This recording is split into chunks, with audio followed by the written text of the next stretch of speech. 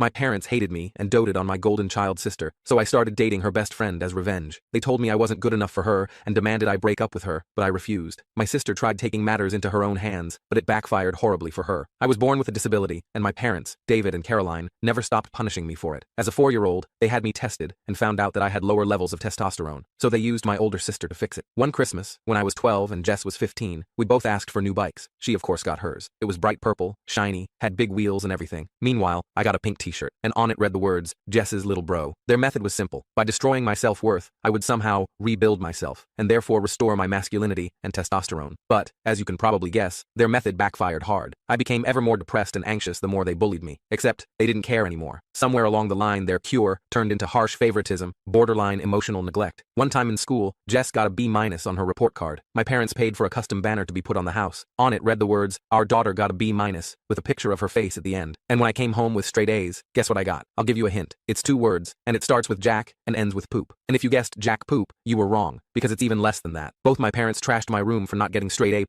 After that, almost nothing surprised me anymore. Even when I got accepted to a solid university with a partial scholarship, my parents called me their biggest disappointment for not getting a full scholarship. Meanwhile, Jess practically flunked out and used the excuse of wanting to take a gap year. That turned into 5. And to celebrate, they threw her a party and bought her a new laptop for her creative journey. But then came one of the only, slightly better parts of this story. I managed to move out as soon as possible, working multiple jobs while taking classes to support myself. But when I couldn't afford to come home for Thanksgiving one year, my father said, "Well, I guess your priorities are elsewhere." Even after creating distance, family gatherings were torture sessions of subtle digs. Still at that starter job? Jess is thinking about starting her own boutique. She's so entrepreneurial. At my graduation, which they arrived late to, my father's first comment was, "4 years for that degree? Seems like a lot of time for what you'll be doing." What made it worse was watching them fawn over Jess, who decided to wear the most extravagant dress possible to the ceremony, so she could be the center of attention. Despite everything, I tried maintaining a relationship with Jess. She was still my sister, but it was completely one-sided. I'd reach out, and she'd either ignore me or somehow turn every conversation into a competition. If I got a promotion, she suddenly had an amazing opportunity on the horizon. If I started dating someone, she'd immediately be in a serious relationship. Once, after not hearing from her for months, I called to share news about a significant promotion. "Hey Jess, guess what? I got promoted to senior analyst." There was a pause before she responded. "Okay, anyway, I just got approached by this amazing startup. The salary is probably more than you'll ever make." Of course, the position she mentioned never existed. And when I finally landed my dream job after years of hard work, I made the mistake of mentioning it at a family dinner. "Guys, I just got my dream job and, okay, but did you hear about Jess?" My mom immediately interrupted. "She met a successful entrepreneur with connections everywhere. That man turned out to be Dwight. He wasn't a successful entrepreneur. He worked in sales at a mid-sized paper company. But the way my parents talked about him, you'd think he was the next Elon Musk. Their wedding was an extravagant affair that my parents spared no expense for. Meanwhile, I was still paying off my student loans. But then, I met one of Jess's short-term friends, and what happened next shifted the family dynamic forever, because Jess was not happy. I can't tell you the explanation in this short video. To watch the rest of the video and see what went down, click the link below. We connected instantly. Josephine was everything I wanted. Smart, funny, compassionate, and gorgeous. We met at one of Jess's many housewarming parties. She and Dwight moved nearly every year, always to bigger and better places that my parents helped finance. Josephine was standing alone near the bookshelf, looking as out of place as I felt. She had shoulder-length brown hair, intelligent green eyes, and a smile that made me forget my name mid-introduction. "Not much of a party person?" she asked, sipping her wine. "Not much of a Jess's World person," I replied before I could stop myself. Instead of being put off, she laughed genuinely. "Ah, you must be the mysterious brother I've heard about, the one with the conventional life choices." We spent the rest of the evening in that corner, talking about everything from classic literature to our shared love of terrible sci-fi movies. By the end of the night, I had her number and a date planned for the following weekend. When we started dating, my parents predictably made snide comments about how she was settling and wondering what she saw in me. "She's so cultured and well-traveled," my mother remarked after meeting Josephine. "It's surprising she's interested in someone so local." The way she said local made it sound like a terminal illness. My father was more direct. "Does she know what you make at that job of yours? Women like that usually have higher expectations." Oddly, Jess became super interested in my life, constantly asking about Josephine. She'd call out of the blue, supposedly to catch up, but every conversation turned to questions about Josephine's job, her family, her hobbies. Josephine mentioned she might get transferred to the New York office, Jess commented once, though I had never shared this information with her. "That would be hard on your relationship, wouldn't it?" At the time, I was just relieved she seemed to care about something in my life. Looking back, I should have seen the warning signs. Josephine and I moved in together after dating for a year, and it was amazing. Both of us had solid careers, we traveled, and discussed our future. Our apartment wasn't fancy, a one-bedroom in a decent neighborhood, but it was ours. We painted the walls ourselves, assembled IKEA furniture while laughing at the incomprehensible instructions, and created a home that felt safe and happy. I never thought I could feel this content, Josephine told me one night as we sat on our secondhand couch, eating takeout and watching documentaries. My parents always pushed for more, bigger, better. This is enough. You're enough. I finally thought I might get the life I'd always wanted. Good job, loving partner, maybe kids eventually. I proposed on our 5th anniversary with a quiet dinner at home. I'd spent months saving for the ring. Nothing ostentatious, but a beautiful emerald that matched her eyes, set in white gold. I'd hidden it in her favorite dessert, a chocolate souffle that I'd practiced making a dozen times in secret. When she found it, her eyes filled with tears. Yes, she whispered before I could even ask the question. 1,000 times yes. We planned a long engagement, taking our time to plan the wedding. We weren't rushing. We had our whole lives ahead of us, or so I thought. When we told my family about our engagement, the reactions were telling. Mom plastered on a fake smile and said, "How nice," in a tone that suggested anything but. Dad grunted and muttered, "We'll see," before turning back to his football game. Jess had the strangest reaction though. She congratulated us, but her smile was weird, almost predatory. I brushed it off as my own insecurity. "Let me see the ring," Jess demanded, grabbing Josephine's hand. She examined it with a critical eye. "Oh, it's cute, simple. I guess that's more your style anyway." Later, I overheard my mother telling Josephine, "Don't rush into anything, dear. You're still young, and there are plenty of opportunities out there for someone like you." The implication being that I wasn't one of those opportunities. The following year was hectic with wedding planning and work stress. Josephine and I were both putting in long hours to save for the wedding and a house down payment. We weren't seeing each other as much, but I figured it was just a phase. Every relationship has rough patches, right? Our date nights became less frequent, reduced to quick dinners before one of us had to work late or catch up on sleep. When I suggested a weekend getaway to reconnect, Josephine seemed hesitant. "I don't know if I can get away right now," she said, not meeting my eyes. "The Johnson account is really demanding." I understood. We were both building our careers, and sometimes that meant sacrifices. "We'll make it work," I told her, squeezing her hand. "After the wedding, we can take that trip to Maine we've been talking about." In hindsight, I missed some obvious clues. Josephine became glued to her phone, quickly hiding text messages with a nervous laugh, claiming they were just work stuff. She started going out more with friends, coming home late smelling like wine and cologne, but I trusted her completely. It never crossed my mind she might be cheating, especially not with my own sister's husband. One night, I woke up around 2 a.m. to find her side of the bed empty. I wandered bleary-eyed into the living room to see her huddled on the couch, whispering intensely into her phone. When she noticed me, she jumped like she'd been caught stealing. "Sorry, did I wake you?" she asked, tucking her phone away quickly. "Just checking in with Sarah about the bridesmaids' dresses." At 2 a.m., I nodded and went back to bed, pushing away the nagging doubt. Sarah was her maid of honor and notoriously disorganized. It wasn't completely implausible. Another red flag. Josephine suddenly developed an interest in Jess and Dwight's lives. She'd bring them up in conversation, suggesting double dates and family gatherings that she'd previously tried to avoid. "We should have dinner with Jess and Dwight this weekend," she'd say casually. "I ran into Dwight at that coffee shop near my office yesterday. He mentioned a new restaurant they wanted to try." It struck me as odd that Dwight would happen to be at a coffee shop 30 minutes from his workplace, but I didn't question it. I was happy Josephine was making an effort with my family, even if they never made much effort with her. About 3 months ago, Josephine started acting strange, moody, irritable, and constantly nauseous. I got excited thinking she might be pregnant. We hadn't been trying, but we talked about having kids eventually. I started daydreaming about helping her through morning sickness, picking out nursery colors. One morning, I found her throwing up in the bathroom. I held her hair back and rubbed her shoulders soothingly. "Do you think we should get a test?" I asked, trying to contain my excitement. She looked at me with panic in her eyes. "No, I mean, it's probably just a stomach bug or food poisoning," but the symptoms persisted. She avoided wine at dinner, turned green at the smell of coffee, and took frequent naps. I began leaving pregnancy books on her nightstand, prenatal vitamin information bookmarked on her laptop. I even started researching the best pediatricians in our area. "You'd be such an amazing mom," I told her one evening as we cuddled on the couch. "Our kid would be so lucky to have you." She burst into tears and rushed to the bathroom. I assumed it was hormones and gave her space. Then one night, she sat me down with tears streaming down her face and dropped the bomb. She was pregnant, but it wasn't mine. I was stunned. We hadn't been intimate much lately because of our busy schedules, but I never expected this. When I asked who the father was, she broke down sobbing and whispered, "It's Jess's husband." My world imploded. Everything I thought I knew came crashing down. I couldn't breathe or think straight, just felt overwhelming betrayal crushing me. "Dwight?" I managed to choke out. "My sister's husband, Dwight?" Josephine nodded, her face contorted with guilt and tears. "I'm so sorry. I never meant for it to happen. It just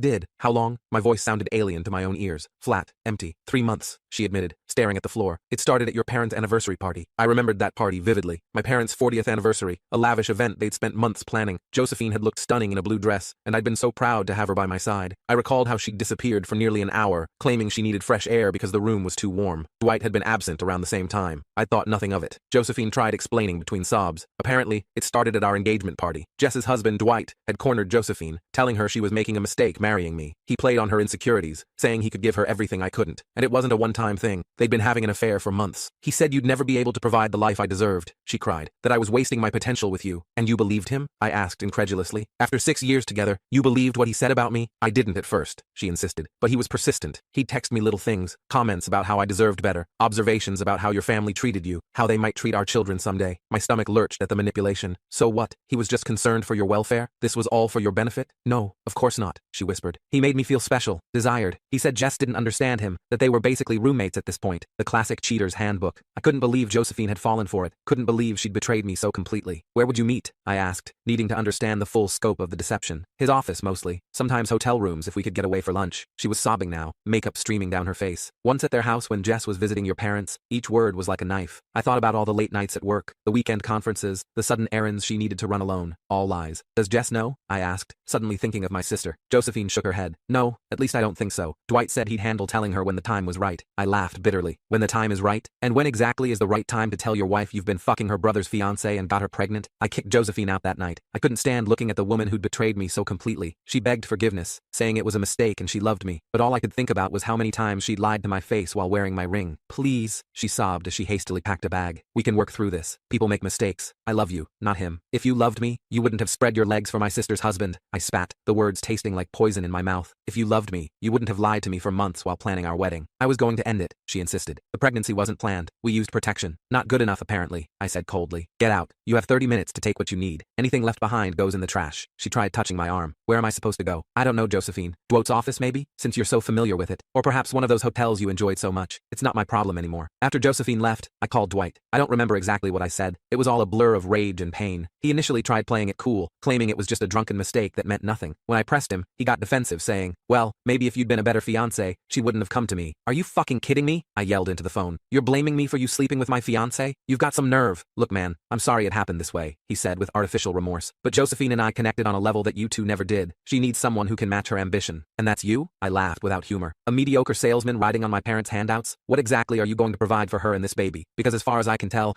you've never provided anything for yourself. He grew cold then. You've always been jealous of what Jess and I have. Now I've got Josephine too. Think about that while you're alone in that pathetic apartment you call home. I saw red. I drove straight to their house, planning something I'd probably regret. The drive was a blur. I don't even remember stopping at traffic lights or making turns. All I could think about was confronting Dwight face to face, making him feel even a fraction of the pain consuming me. When I arrived, my parents were already there. Dwight had called them first, spinning some story about Josephine seducing him and how sorry he was. And of course they believed him. They always do. I burst through the door without knocking to find them all sitting in the living room like some kind of twisted intervention. My mother was patting Dwight's shoulder consolingly, while my father stood with his arms crossed, looking grave. Jess was noticeably absent. Well, look who finally showed up, my father said, his voice dripping with disapproval. Care to explain why you're threatening your brother-in-law? Brother-in-law? I echoed in disbelief. You mean the man who's been sleeping with my fiancée for months? The man who got her pregnant while married to your daughter? My mother gasped. Josephine's pregnant? Oh, Dwight, you poor thing. What a mess that girl has created. I couldn't believe what I was hearing. Are you serious right now? He cheated on your daughter with my fiancé. How is Josephine the only one at fault here? Mom immediately started lecturing me about forgiveness and family, while Dad stood there with his arms crossed, looking disappointed in me, not in precious Dwight. I tried explaining what really happened, but they wouldn't listen. They kept saying I needed to forgive Dwight and support Josephine through her pregnancy, because family comes first. You don't understand the pressure Dwight's under, my mother insisted. Jess hasn't been very attentive lately. Men have needs. Are you actually justifying him cheating on your daughter? I asked, incredulous. Where is Jess anyway? Does she know what her husband's been doing? My father cleared his throat. Jess is upstairs resting. She's understandably upset, but she's willing to work through this. That's what mature adults do. They don't run around making accusations and threats. Dwight has agreed to couples counseling, my mother added, as if this solved everything. He's taking responsibility for his actions, which is more than I can say for you. Me? What have I done except be betrayed by everyone I trusted? You've always been dramatic, my father sighed, always making everything about you. This situation requires delicacy and understanding, not your usual tantrum. Dwight sat there smugly, playing the contrite husband. I've apologized to Jess, and she's forgiven me. Josephine and I made a mistake, but now we have to think about the baby. That's when I lost it. Years of bottled resentment exploded. I told them exactly how I felt about their twisted loyalty, how they'd always favored Jess and her husband over me, never taking my side or supporting me. I told Dwight he was dead to me. I told my parents they could have the family they always wanted because they didn't have me anymore. You know what? I'm done, I said, my voice dangerously quiet. Done with all of you. For 34 years I've tried to earn your love and respect, and it's never been enough. Nothing I do has ever mattered compared to anything Jess does. That's not true, my mother protested weakly. We love you both equally. I laughed bitterly. That's a lie and you know it. When Jess crashes a car, it's an accident. When I get straight A's, it's expected. When Jess drops out of college, she gets a party. When I graduate with honors, I get a handshake. You've always been stronger, my father said. You didn't need the same support Jess did. No, you just didn't want to give it to me, I countered. And now your precious son-in-law has knocked up my fiancé, and somehow I'm still the bad guy. I turned to Dwight then. You're pathetic. A cheating, lying coward who's never worked for anything in his life. You think you've won something here? Congratulations on your prize. A woman who cheats on her fiancé. I'm sure she'll be completely faithful to you. I stormed out, ignoring their calls and pleas. I drove aimlessly for hours, just wanting to escape everything and everyone. When I finally got home, I had dozens of missed calls and messages. Josephine begging for another chance, Dwight alternating between apologies and accusations. Most came from my parents, demanding I grow up, and make amends. You're tearing this family apart with your stubbornness, my mother's voicemail declared. Josephine is in a fragile condition and needs support, not judgment. My father was more direct. This childish behavior ends now. Be at Sunday dinner to apologize to Dwight and work this out like a man. There were even messages from Jess, which surprised me. I've forgiven Dwight, and you should too, she said coldly. Josephine made a mistake, but the baby is innocent in all this. We need to come together as a family. Not a word about how she felt about her husband's betrayal, not a shred of empathy for what I was going through. Just the same old family script. Protect the favored ones. Blame me for not falling in line. I ignored them all, barely eating or sleeping. I called out sick from work, using all my available time off. I couldn't face anyone or deal with explaining what happened. I just sat in my apartment, replaying every moment of my relationship with Josephine and every interaction with Dwight, trying to figure out where things went wrong. Was I not attentive enough? Did I miss signs that Josephine was unhappy? Was there something I could have done differently? The questions tormented me day and night. After a week of isolation, my boss called personally. We're concerned about you, she said. This isn't like you. Is there anything we can do? I broke down then, telling her everything. She listened without judgment, then offered me a temporary transfer to our Seattle office. It might help to have some distance, she suggested. Take a few months, clear your head. The position is yours when you're ready to come back. It felt like the first kindness anyone had shown me in ages. I accepted immediately. It's been 3 months now. I've moved to a new apartment in Seattle, changed my phone number, and started therapy to process all this, but my family won't back off. Despite my attempts to cut contact, they keep invading my life. Somehow they tracked down my new workplace address, probably through my parents' friends who seem to be everywhere. They've started showing up at my workplace, trying to ambush me and force a reconciliation. Mom confronts me in the parking lot, wailing about how I'm tearing the family apart. Dad leaves harsh voicemails telling me to man up and forgive Dwight. Last week, my mother cornered me as I was leaving the office. This has gone on long enough, she insisted, blocking my path to my car. Josephine is 6 months along now. She needs closure, and so does Dwight. I've given them closure, I replied, trying to step around her. It's called cutting them out of my life. How can you be so selfish? She demanded. This isn't just about you anymore. There's an innocent child involved. A child that wouldn't exist if Dwight hadn't betrayed both me and his wife, I reminded her. That's not on me. She tried a different tactic then, her voice softening. We miss you. Your father and I want our son back. You never wanted me when I was there, I said sadly. Why start now? They've even sent flying monkeys in the form of extended family to guilt trip me. Aunts, uncles, and cousins I haven't spoken to in years, suddenly calling to tell me how important family is and how I should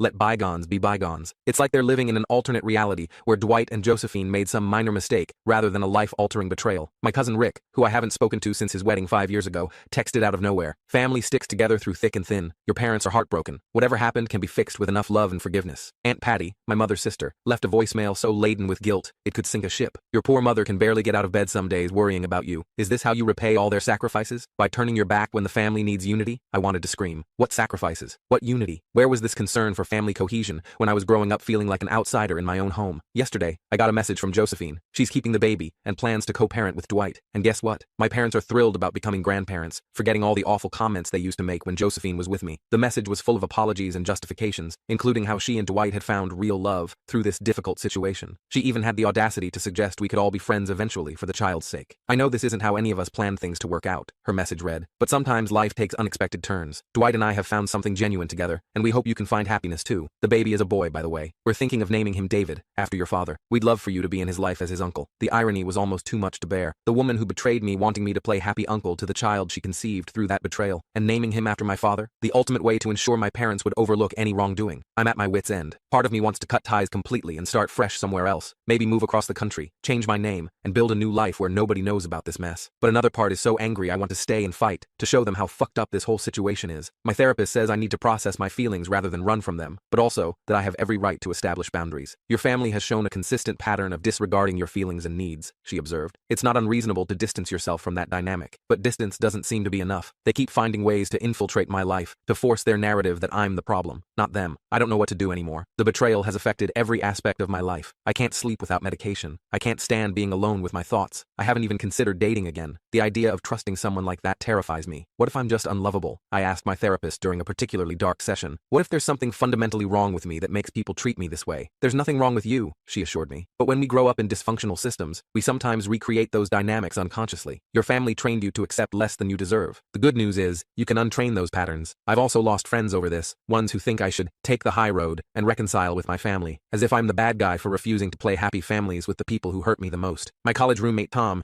who's known me for years, surprised me with his take. Families are complicated, man. Yeah, what they did was awful, but at some point, you have to move on. Blood is blood. I cut him off immediately. Blood clearly meant nothing to my family. Why should it mean anything to me? The thought of Josephine and Dwight raising a child together, a child that could have been mine, is like a constant knife in my gut. I understand logically that the child is innocent in all this. It's not the baby's fault its parents are lying, cheating scumbags, but I can't make myself feel good about its existence. My parents have started talking about how I should be involved in the child's life and how I'll be an uncle. The concept makes me physically ill. How can I look at this kid and not see the ultimate symbol of my sister's husband's betrayal? So Reddit, am I the asshole for refusing to forgive my sister's husband and ex-fiancé? Am I wrong to want to cut ties with my family over this? Any advice on how to move forward would be appreciated, because right now, I feel like I'm drowning in a sea of betrayal and gaslighting. Sorry for the novel-length post. If you made it this far, thank you. Writing all this out has been somewhat therapeutic. I'm not sure what I'm hoping to gain: validation, guidance, or just the chance to scream into the void and have someone, anyone, hear me.